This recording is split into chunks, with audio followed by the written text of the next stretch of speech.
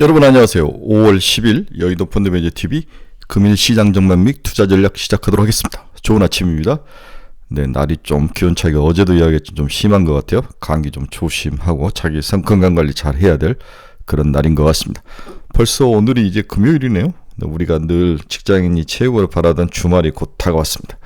오늘 하루만 주식시장이 좀 강하게 상승만 해준다면 즐거운 또 휴일, 네, 주말로 들어갈 수 있고, 다음 주엔 또 수요일날 중간에 쉬니까 다음 주가 더 빨리 갈 수 있는 그런 황금의 5월이 이어지고 연속해서 이어지고 있습니다. 오늘 아침에 미국 주식시장이 지루한 행보장의 연속이다. 크게 오르지는 않고 지지부진하면서 빠지지도 않고 저는 또 지루한 행보장으로 봤습니다. 고용이 감소를 했다. 이게 이제 시장을 들어올린 가장 큰 이유죠. 특히 우리가 이제 주간 실업수당 신청 건수가 23만 1000명인가 나오면서 지난주보다 2만 몇천 명이 더 늘어나면서 고용에서 살짝 금이 가는 골디락스의 모습을 보이고 있다. 거기에 또 반해서 오럴 리스크는 여전하죠. 네, 페드 지방은행 총재들의 발언, 금리 인상은 없다부터 시작해서 여러 가지 오럴 리스크와 싸움인데, 어떤 날은 오럴 리스크가, 어떤 날은 고용 감소가 이기는데, 결국 저는 이 고용 감소에는 추세이다. 미국이 이 고용 감소에서 조금만 부러진다면 반드시 금리 인하는 9월에 한번 해줄 가능성이 높아 보인다. 이 고용 감소가 오럴 리스크를 이길 것이다라고 봐야 될 것 같아요. 따라서 어제도 제가 여러 번 강조했죠. 오럴 리스크에 눈 돌아가면 이번 장세에서 전쟁을 할 수는 없다. 그렇죠. 미리 겁먹어서는 전쟁을 할 수가 없습니다. 오늘 아침에 이제 반도체주들은 전체적으로 하락을 했죠. 대신 구글이나 마이크로소프트 큰 종목들은 올랐는데, 우리 필라델피아 반도체 지수에는 인텔을 제거하고 몇 개, 울프스피드 몇 개를 제외하고 전부 하락한 모습인데, ARM의 역성장이라는 표현보다는 미래에 대해서 가이던스가 그렇게 좋은 면이 아니었다. 여기에 대한 파급 효과가 크게 나타났죠. 네, ARM의 파급 효과. 근데 어제는 영국 시장에서 장이 발표가 된 이후에 장외 시장에서 8% 9% 빠졌는데 미국 시장에서는 2%밖에 빠지지 않았기 때문에 생각보다 잘 버텼다. ARM은 뒤에서 좀 자세히 설명해 주도록 하겠습니다. 또 테슬라가 지속적으로 좀 추락하죠. 오늘은 이제 생산 관련된 리더 한 분이 또 회사를 그만두면서, 이게 10%의 인원을 감축하는 게 내부 파벌 싸움으로 가는 게 아니냐. 생각보다도 내부의 불만과 위기의식이 강하게 지금 배어있다. 이러면서 2차 전지 시장과 전기차 시장 전체를 박살을 내는 그런 센티적인 스크래치가 나오고 있다. 이렇게 봐야 될 것 같아요. 오늘은 대형 우량들은 화려하지만 우리가 좋아하는 중소형 기술주들은 안에서 녹아나는, 좀 희석이 되는 그러한 이율 배반적인 종목장의 하루였다. 이렇게 봐야 될 것 같습니다. 금일 시장 전망 및 투자 전략 간단히 출발해 보도록 하겠습니다. 구독, 좋아요 많이 눌러주십시오. 네, 방금 끝난 미국의 주식시장을 보면 다우는 0.83% 상승. 다우가 굉장히 좋습니다. 거의 4만 가까이 올라옵니다. 나스닥은 16,335, 플러스 0.2. S&P 500도 0.51. 특히 S&P 500이 끝이 참 좋은 것 같아요. 다우도 그렇고 나스닥은 먹고 터지고 상당히 하루 내에서도 변동성이 큰 모습이었는데, S&P 500과 다우는 뚝심으로 올라가고 있다. 장이 그렇게 나쁘진 않는데 우리의 방점이 나스닥이 찍혀있기 때문에 체감적으로 좀 안 좋은 거죠. 핵심은 고용이 식었다는 시그널이 굉장히 시장을 들어 올리고 있다. 그렇죠. 작은 골디락스가 펼쳐지고 있다. 이걸로 해서 이제 금리가 오늘도 하락하는 모습이 나타났는데, 국채 몇 년짜리인지 잘 기억이 안 나는데 국채 응찰률도 나쁘지 않았다. 이렇게 하면서 금리가 야금야금 빠지는 모습이 시장을 떠받칩니다. 반대로 WTI는 살짝 올랐죠. 달러도 약간 약세로 돌아서는 그런 모습.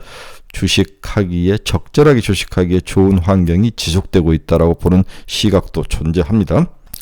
ARM이 영국 기업인데, 선정이가 들고 있는 영국 기업인데, 영국에 상장이 돼 있고 미국도 상장이 되는데 하락한 이유를 한번 봅시다. 이제 얘들은 이제 1분기 실적이죠. 그러나 자기로는 2024년 4분기 실적으로 나오는데, 우리가 회계 기준이 좀 다르기 때문이죠.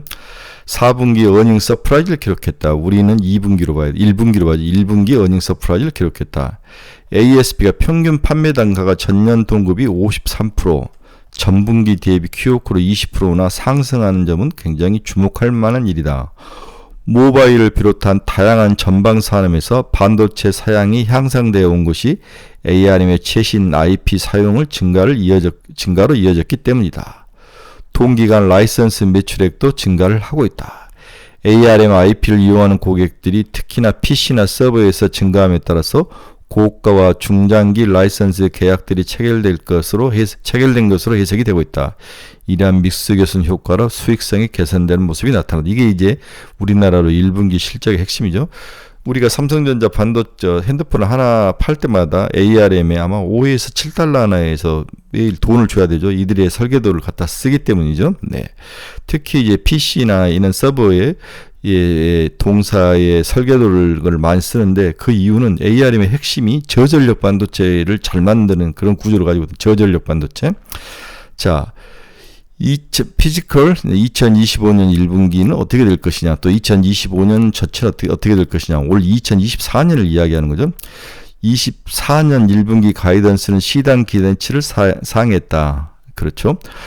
매출액 가이던스는 8.75에서 9.25억 달러와 난개입으로서 EPS 가이던스 0.3에서 0.36달러로 각각 팩시트에서 컨센서스 8.66억 달러와 0.31달러를 상회했다.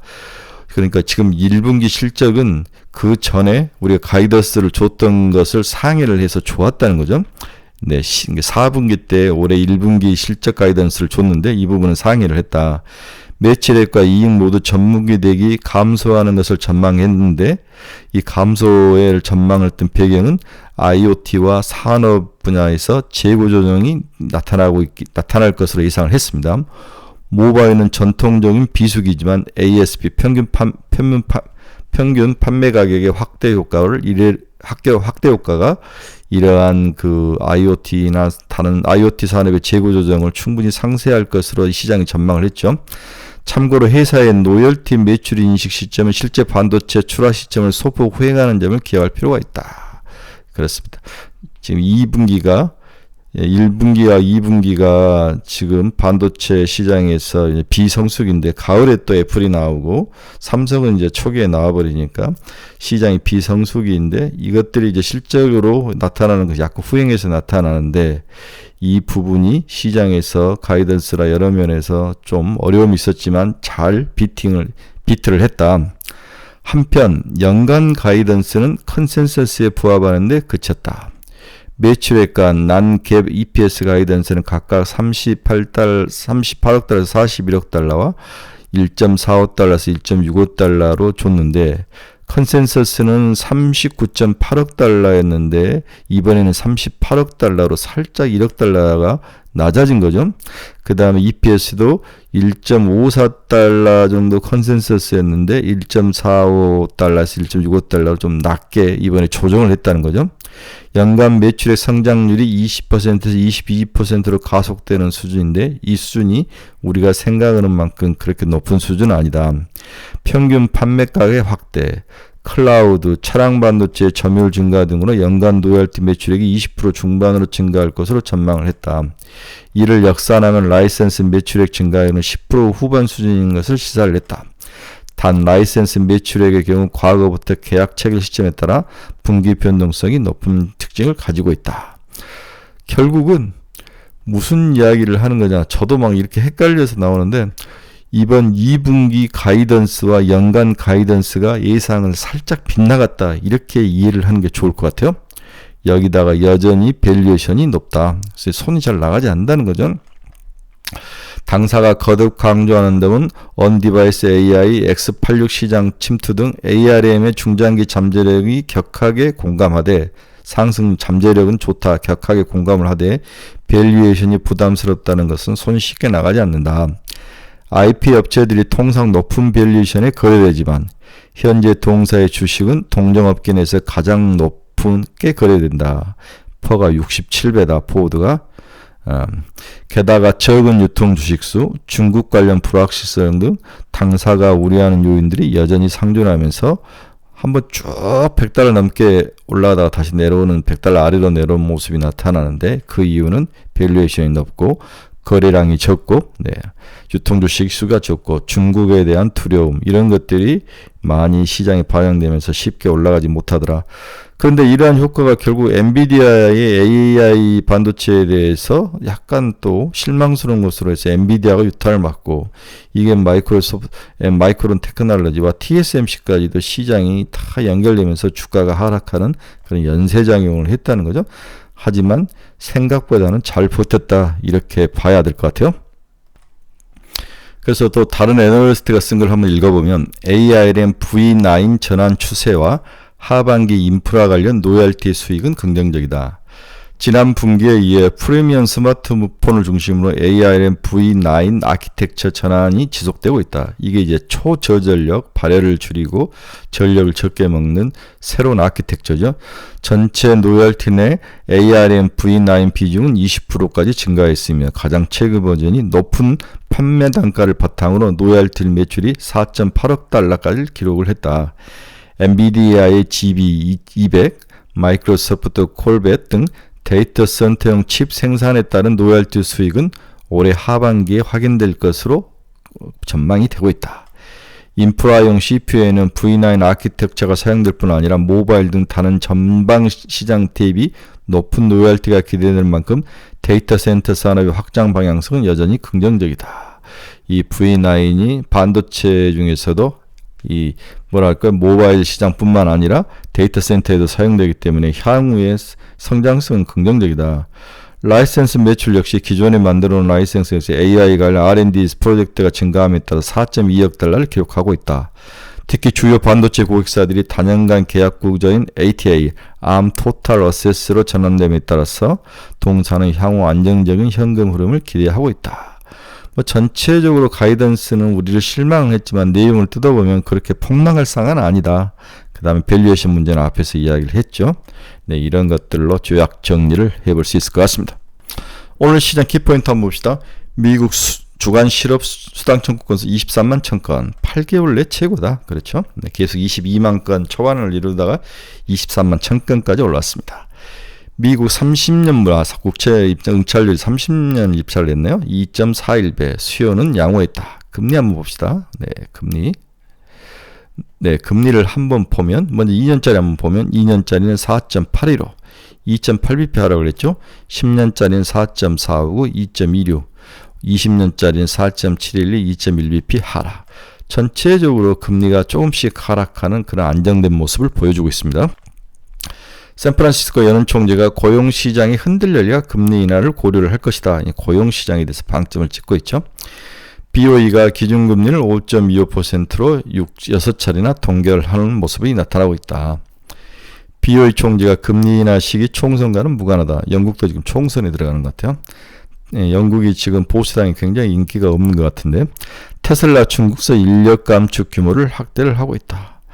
그런데 여러분, 제가 메타를 여러 번 이야기했죠. 메타가 인력 감축을 하면서부터 그 이후에 6개월 후에 주가가 크게 상승했다고 이야기를 했죠.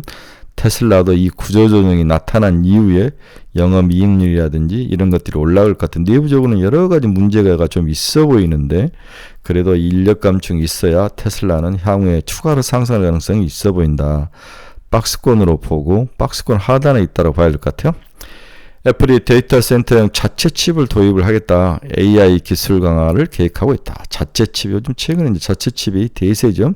이 자체 칩이 승리를 해야 엔비디아와의 싸움에서 이길 수 있는 유일한 길은 이 자체 칩들이 시장에서 많이 활성화가 돼야 엔비디아의 독주를 막을 수가 있는 거죠. 알파벳이 마케팅 소프트 업체인 허브스팟을 인수 협상을 진행 중에 있다.